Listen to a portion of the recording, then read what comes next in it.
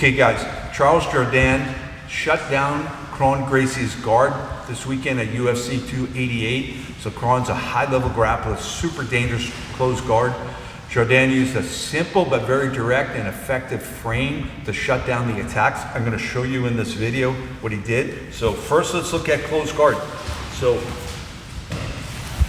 attacking from closed guard, they're looking for a few different things. They're looking to isolate a limb, isolate an arm or a neck. So maybe they do that with an overhook. That starts to isolate the limbs.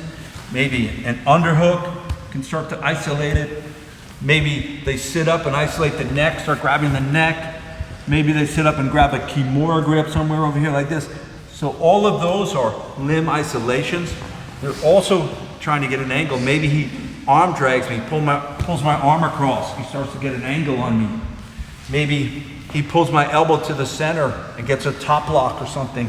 Now he's starting to isolate the limbs. He's moving toward an arm bar. So all of these things are preemptive to a submission. So here's what Jourdain did to prevent that. He created a frame that took his arms and his neck and he made it one piece. Put his hands on his head like so.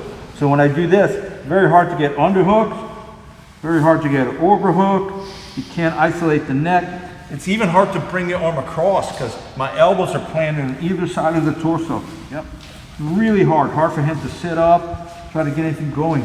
See, if I sit up and try to posture, now he can start clearing my arms, start to isolate my limbs. So this is super effective.